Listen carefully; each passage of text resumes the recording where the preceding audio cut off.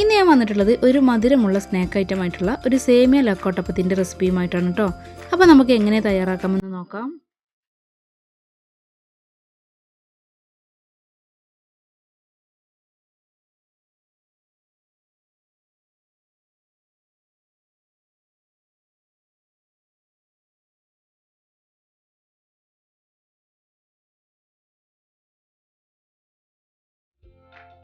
അപ്പോൾ അതിനായിട്ട് ഞാനൊരു കടായിലേക്ക് 2 ടീസ്പൂൺ നെയ്യ് ചേർത്ത് കൊടുത്തിട്ടുണ്ട്.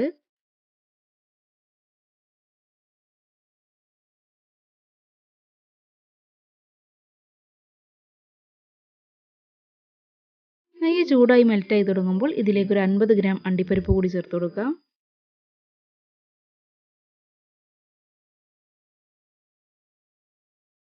അണ്ടിപ്പരിപ്പ് മൂത്ത് നിറം മാറി തുടങ്ങുമ്പോൾ ഇതിലേക്കൊരു 25 ഗ്രാം ഉണക്കമുന്തിരി കൂടി ചേർത്ത് കൊടുക്കാം.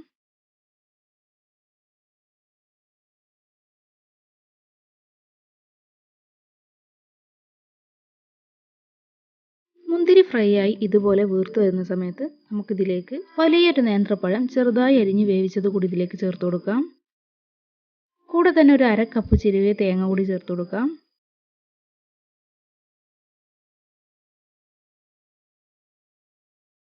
എന്നിട്ട് നന്നായിട്ട് മിക്സ് ആക്കിയ ശേഷം ഇതിലേക്ക് 1 ടേബിൾ സ്പൂൺ ഏലക്കായ് ചേർത്ത് പൊടിച്ച പഞ്ചസാര കൂടി ചേർത്ത് കൊടുക്കാം. എന്നിട്ട് നന്നായിട്ടൊന്ന് മിക്സ് ആക്കിയ ശേഷം ഇത് നമുക്ക് കോരി മാറ്റാം.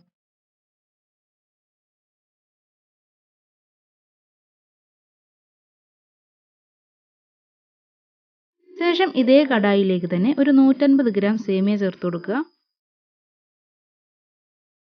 സേമിയ ഒന്ന് റോസ്റ്റ് ചെയ്തെടുക്കണം കേട്ടോ ആദ്യം.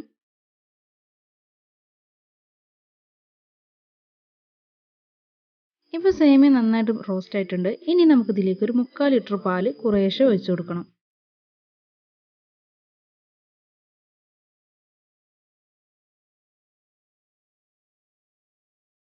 എന്നിട്ട് ഒന്നുകൂടി മിക്സ് ആക്കിയ ശേഷം ലോ ഫ്ലെയിമിൽ വേവിച്ചെടുക്കുക. ഇപ്പോൾ പാലൊക്കെ വറ്റി സേമിയ വെന്ത് കിട്ടിയിട്ടുണ്ട്. ഇനി ഇതിലേക്ക് ആവശ്യത്തിനുള്ള പഞ്ചസാര കൂടി ചേർത്ത് കൊടുക്കുക. മധുരം ഓരോരുത്തരുടെ ഇഷ്ടത്തിന് കൂട്ടും കുറക്കൊക്കെ ചെയ്യാം കേട്ടോ.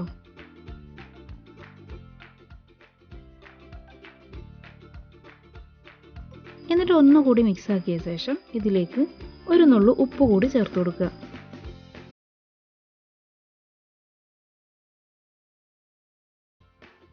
ഇനി ഇതിലേക്ക് നേരത്തെ തയ്യാറാക്കി വെച്ച പഴത്തിൻ്റെ കൂട്ടുകൂടി ചേർത്ത് കൊടുക്കണം.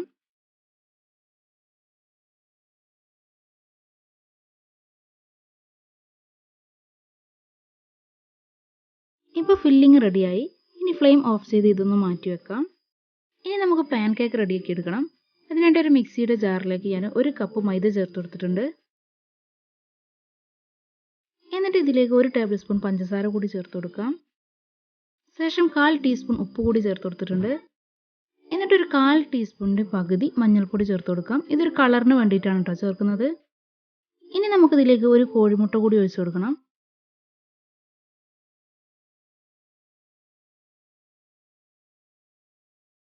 എന്നിട്ടൊരു 1/4 കപ്പ് പാല് കൂടി ഒഴിച്ചു കൊടുക്കുക. ശേഷം ഒരു 1/4 കപ്പ് വെള്ളം കൂടെ ഞാൻ എടുത്തു വെച്ചിട്ടുണ്ട്. ഇനി കുറേശ്ശെ നമുക്ക് വെള്ളം ഒഴിച്ച് വേണം ഇതൊന്ന് അടിച്ചെടുക്കാൻ കേട്ടോ. ആദ്യം ഞാൻ കുറച്ച് വെള്ളം ഒഴിച്ചു കൊടുത്തിട്ടുണ്ട്. ഇനി ഇത് നമുക്കൊന്ന് മിക്സിയിലൊന്ന് അടിച്ച് നോക്കാം. ഇപ്പോൾ ബാറ്റർ റെഡി ആയിട്ടുണ്ട്. ഇനി ഇത് നമുക്കൊരു ബൗളിലേക്ക് മാറ്റാം. ഈ ഒരു കട്ടിയാണ് കേട്ടോ മാവിന് വേണ്ടത്. ഞാൻ വീണ്ടും വെള്ളം ഒഴിച്ചിരുന്നു. ഇനി നമുക്കിത് ഓരോന്നായിട്ട് ചുട്ടെടുക്കാം. അതിനായിട്ട് ഞാനൊരു തവ ചൂടാക്കാൻ വെച്ചിട്ടുണ്ടായിരുന്നു. ഇനി നമുക്ക് ഓരോ തവി മാവ് ഒഴിച്ച് ചുട്ടെടുക്കാം.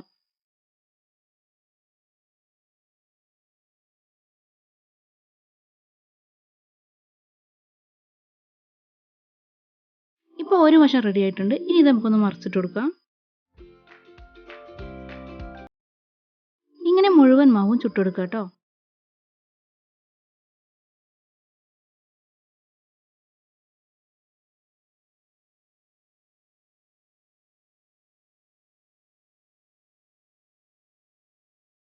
ഇനി നമുക്ക് എങ്ങനെ ഫില്ല് ചെയ്തെടുക്കാം നോക്കാം.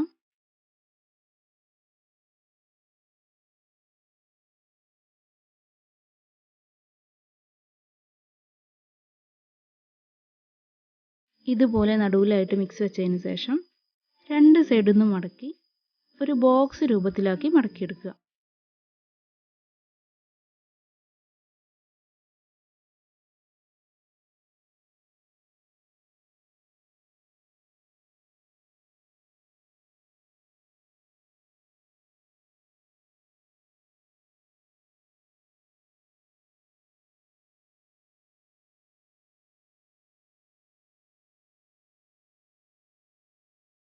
ഇങ്ങനെ മുഴുവനായിട്ട് ഫില്ല് ചെയ്തതിന് ശേഷം പാൻ കേക്ക് തയ്യാറാക്കിയ അതേ തവയിൽ തന്നെ ഒരു അല്പം നെയ്യ് ഒഴിച്ചു കൊടുത്തിട്ട് രണ്ട് വശവും റോസ്റ്റ് ചെയ്തെടുക്കുക.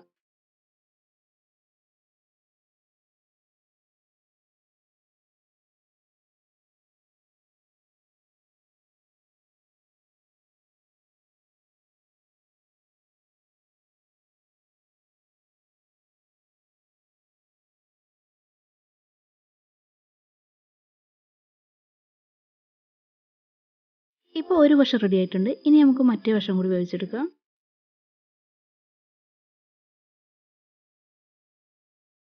ഇത്രയും മതി കേട്ടോ. ഇപ്പോൾ രണ്ട് വശവും റെഡി ആയിട്ടുണ്ട്. ഇനി നമുക്കിതൊരു സെർവിങ് പ്ലേറ്റിലേക്ക് മാറ്റാം.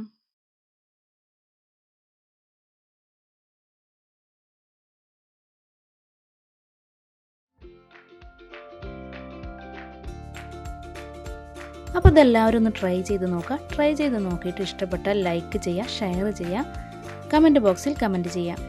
അപ്പോൾ മറ്റൊരു വീഡിയോയുമായി വരുന്നതുവരെ താങ്ക് യു.